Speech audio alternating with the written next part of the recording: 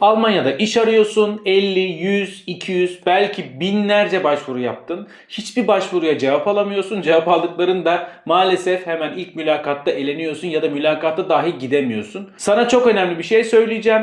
Bu Almanya'nın suçu değil. Muhtemelen şimdi anlatacağımız 7 hatadan birini mutlaka yapıyorsun. Ama en acı gerçek şu ki hiç kimse bunlardan bahsetmiyor. Ben de dahil olmak üzere çevremizdeki birçok insan bu hatalardan yaptı. Ve hepimiz iş bulduktan sonra ben buldum, hallettim havalarına giriyoruz.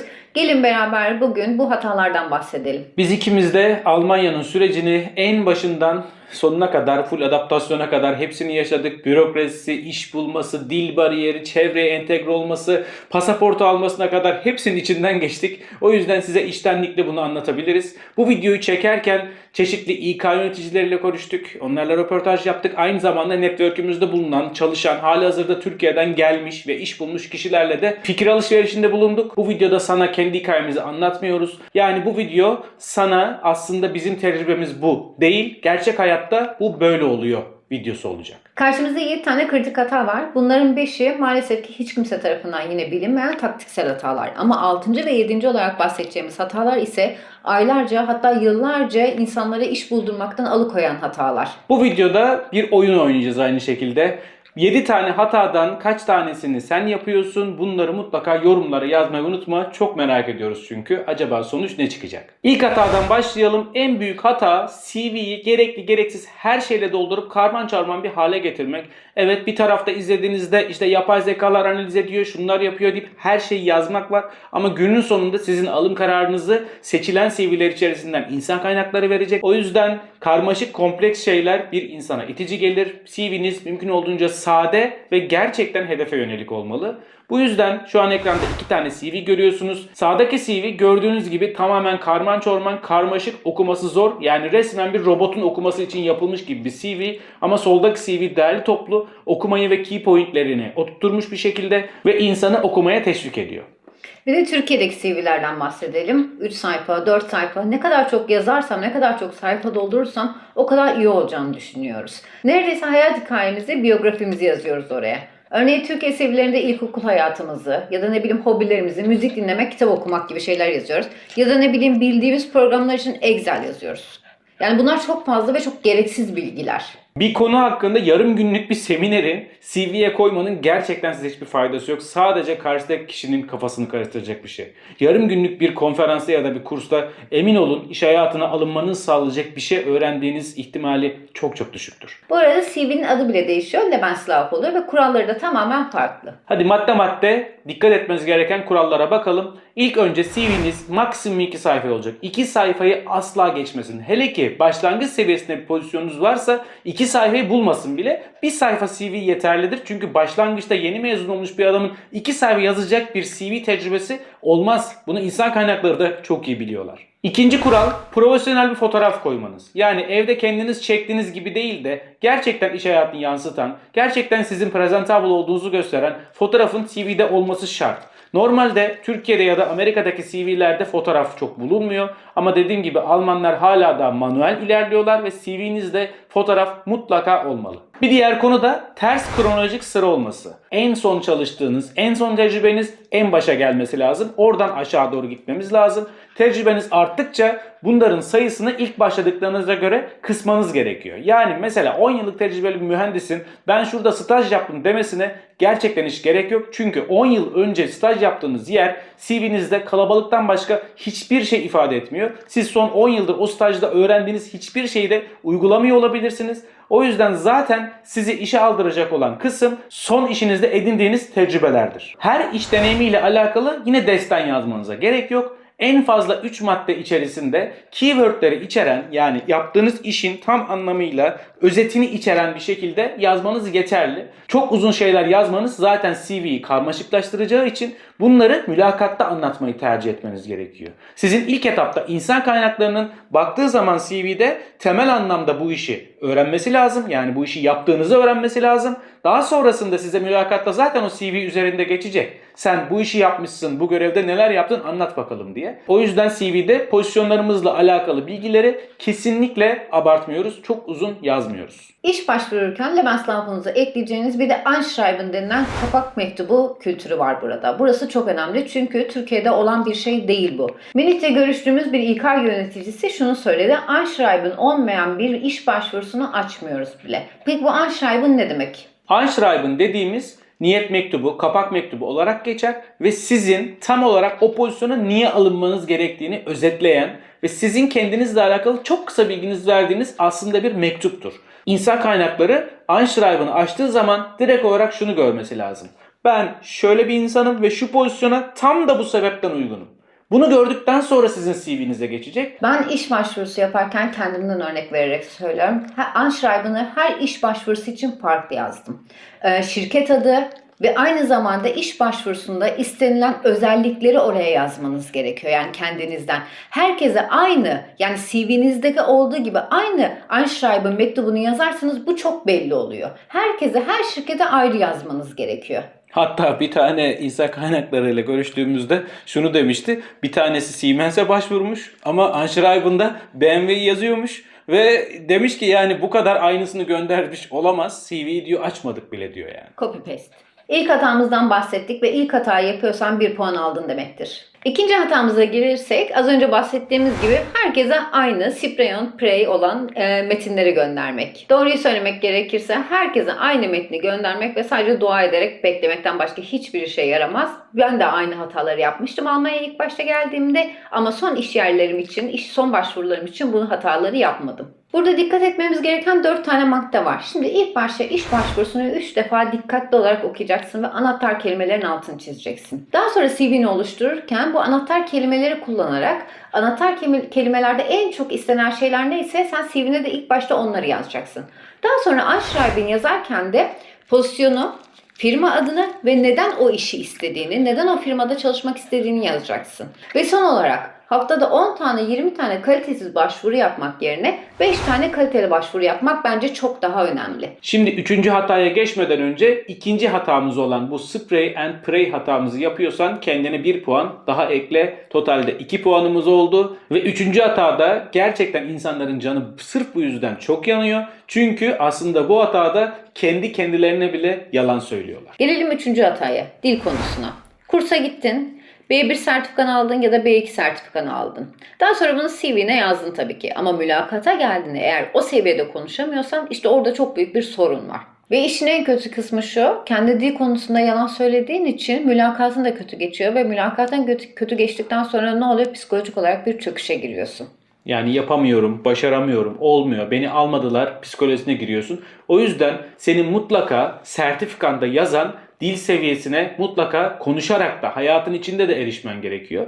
Bunun dışında bir iş ilanı size oraya bir dil seviyesi yazdıysa onun altında bir sertifika ile asla başvurmayın. Boşuna zaman kaybedersiniz. Hiçbir şekilde sizi almayacaklardır. O yüzden sertifika size C1 diyorsa o C1'i almanız lazım. C1'i almanız da yetmiyor. Çünkü C1 konuşamıyor olacaksınız muhtemelen. O yüzden kendinizi pratik olarak da çok geliştirmeniz lazım. Bunun için bu söylediğimiz 4 maddeyi mutlaka yapmalısın. En önemli şey mutlaka kendi sesini Almanca konuşurken kaydetme. Bunu da nasıl yapacaksın biliyor musun? Almanca en çok sorulan mülakat soruları bellidir. Her yerde var mülakat soruları.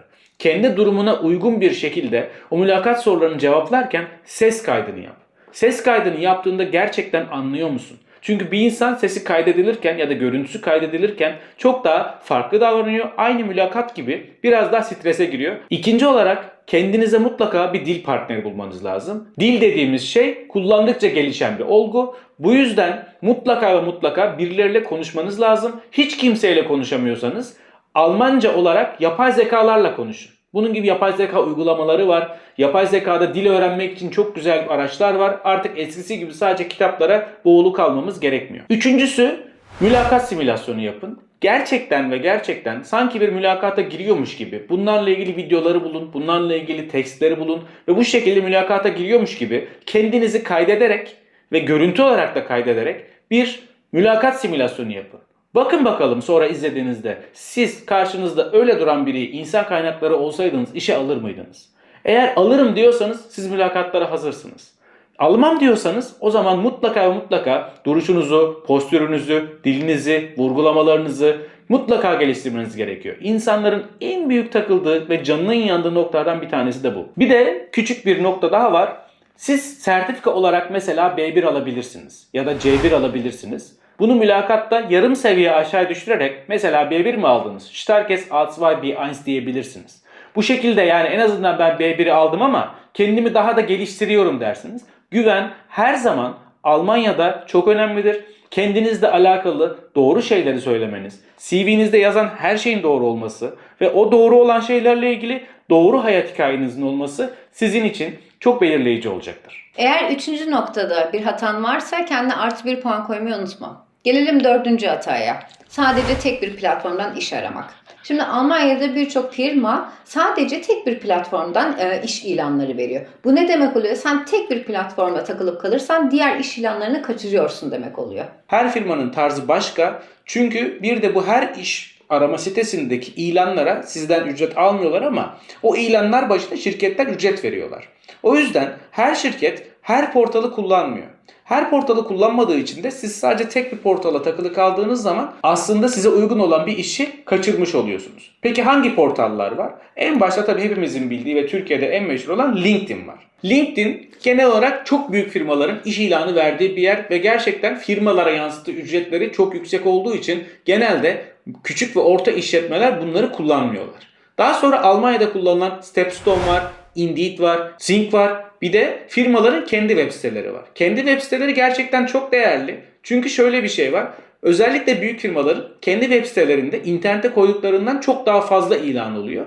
Kendi web siteleri çünkü bazen mesela ilanlar intern oluyor sadece, içeriye açık oluyor. Onu dışarıya açmak bir tıkla olurken diğer tarafta LinkedIn ya da Stepstone kullanıyorsa firma, o firmanın oraya bir daha bir ilan vermesi çok büyük bir zaman kaybı olduğu için kendi portallarında bunu çok daha hızlı ilerletebiliyorlar. Bir de Arbeitsagentur var. Arbeitsagentur'un ilanlarını mutlaka kontrol edin. Çünkü Arbeitsagentur'a ilan verip oradan iş bulduğu zaman firmalar devletten de bir takım destek alıyorlar. O yüzden özellikle küçük ve orta firmalar buraları inanılmaz kullanıyorlar. Çünkü aslında elemanın kalifiyesinden ziyade elemanla ilgili teşvik alabilmek için de buraları aktif kullanıyorlar. Bir de Almanya'daki iş ilanlarında şöyle bir şey görebilirsiniz. Zeitarbeit. Yani bunlar sözleşmeli işler. Şimdi sözleşmeli iş deyince Türkiye'de biraz yanlış anlaşılıyor olabilir. Ama bence buradaki Almanya'daki sözleşmeli işlere kesinlikle başvurun. Çünkü büyük firmalar ilk başta işçilerini sözleşmeli olarak alıyor. Ve daha sonra beğenirse kadrosuna katıyor. Ve bu ne zaman oluyor? 6 ay sonra, 1 yıl sonra ve 2 yıl sonra.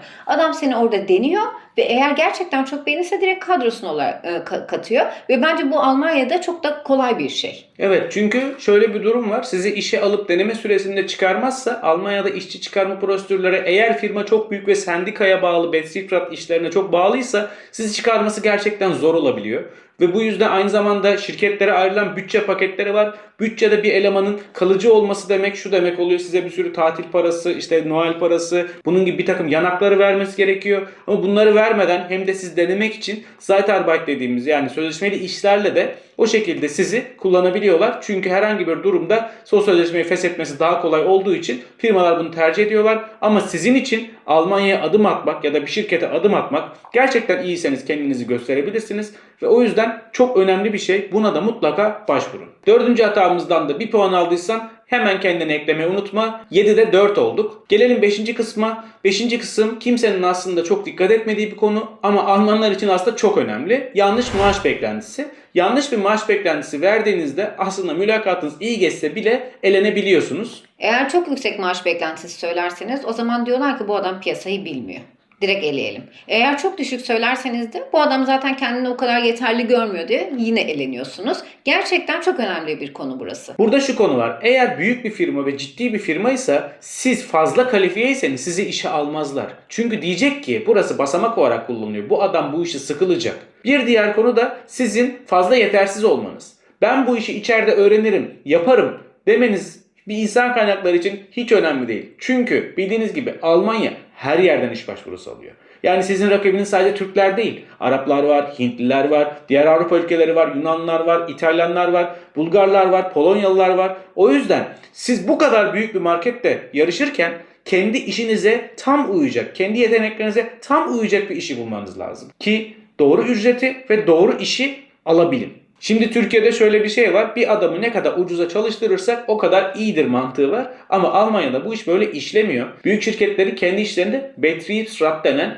bir küçük sendikaları var. Bu sendikalar işe girenleri ve terfi alanları düzenli inceliyorlar. Bu adam gerçekten terfi alması gerekiyor mu? Ya da işe girerken düşük maaşla mı girdi, yüksek maaşla mı girdi diye. O yüzden sizin beklentilerinizi doğru söylemeniz çok önemli. Peki ortalama maaş skalanızı nereden öğrenebilirsiniz? Çok güzel internet siteleri var. Glassdoor, Kununu, Gehalt ya da şirketlerin kendi sendikalarına bağlı tarifelerden öğrenebilirsiniz. Mesela Almanya'daki en büyük sendikalardan bir tanesi IG Metall'dir. Şu anda Almanya'da adını bildiğiniz şirketlerin %70'i neredeyse bu sendikaya bağlıdır.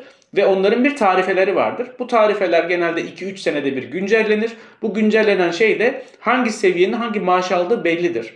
Ve bu seviyede siz çalışırken alacağınız maaşlar bellidir. Çünkü bir iş yerinde birisi bir paraya çalışırken aynı işi yapan aynı paraya çalışmazsa huzurun kaçacağını biliyorlar. O yüzden iş tanımına göre bir seviye atıyor şirketler. O seviye içerisindeyken siz o maaşı alıyorsunuz. Tabii ki de aralarda farklar oluyor. Bunlara bonus falan programları deniyor. Ama %8, 10, 15 civarında arada fark olabiliyor. Ama temel seviyedeki maaş beklentinizi buralardan öğrenebilirsiniz. Eğer bu noktada bir hata yaptıysan kendine +1 puan koymayı unutma. Şimdi gelelim 6. hatamıza. İş piyasasında tamamen görünmez olmak. Bu ne demek oluyor? Çok pasif davranmak yani iş ararken. Peki iş ararken nasıl aktif olunur? Bunları madde madde sıralayalım. En önemlisi arkadaşlar bulunduğunuz sosyal medyalarda, yani dediğim Instagram, Twitter falan değil ama LinkedIn'de biraz aktif olmanız, biraz konularla alakalı gruplara dahil olmanız, onlarla alakalı paylaşımlar yapmanız sizin görünürlüğünüzü arttıracaktır. En azından insan kaynakları sizin profilinize girdiği zaman bunun bu sektörle alakalı ilgili olduğunu anlayabilir. İkinci olarak özellikle networking eventleri vardır. Sizin konunuzla alakalı bir uzmanlığınız varsa bu insanların bir araya geldiği genelde seminerler, konferanslar vesaire olur. Bu hem sizin profesyonel hayatınızda fayda sağlar hem de aynı zamanda o işle ilgilenen insanların bir arada olduğu bir etkinlik olur. Çevrenizdeki herkes muhtemelen işe girmeye çalışacağınız bir şirkette çalışıyor olur ve sizin buraya katılmanız gerçekten çok güzel bir network sağlar. Bir de iş fuarları var. Özellikle yeni mezun arkadaşlar için, kariyerinin çok başındaki arkadaşlar için bu iş fuarları gerçekten çok faydalı. Bu iş fuarlarına gittiğiniz zaman siz o networking insanlarıyla tanışabilirsiniz, sektörle alakalı bilgi alabilirsiniz veya başka sektörlerle tanışabilirsiniz. Çünkü zaten kariyerinizin başındasınız. Ancak ileri kariyerde, yani çok tecrübeli adaylarda bunlar tabii ki çok başlangıç seviyesi roller kalıyor. O yüzden size çok faydalı olmuyor. Bir de arkadaşlar şöyle bir şey var. Özellikle iş arama vizesiyle Almanya'ya geldiyseniz ya da Almanya'da iş arıyorsanız, Almanya'dayken derneklere katılın. Dernekler Almanların sosyalleşmek için kullandığı en yaygın yoldur arkadaşlar. Kiminle nerede tanışacağınız emin olun hiç belli olmaz. O yüzden bu tip yerlerde zaman geçirirseniz 1. Almancanız gelişir. Zaten bu aradığımız bir konu. 2. Kiminle nerede tanışacağınız belli olmayacağı için bu insanları tanıma ihtimaliniz olabilir. Ve sosyal hayatta tanıdığınız insanlar emin olun profesyonel hayatta tanıdığınız insanlardan size daha çok yardımcı olmaya çalışırlar. En azından sizle alakalı olacak birilerine köprü olabilirler. Bu çok önemli ve sizin iş ararken hayatın içinde olmanız gerçekten çok önemli. Ayrıca bu konuda bence dikkat etmeniz gereken en önemli şeylerden bir tanesi iş başvurularında bir tane aşure partnerin ismi yazar. Bunu mutlaka telefonla arayın ve deyin ki informasyon geçifre istiyorum. Bu ne demek oluyor? Ben ne kadar o işi istiyorum? Şirket hakkında daha fazla bilgi edinmek istiyorum. Böylece sadece iş başvurusu yapıp geçme, sadece CV'sini göndermiş geçmiş insanlardan bir tık bence daha yukarıda oluyorsunuz.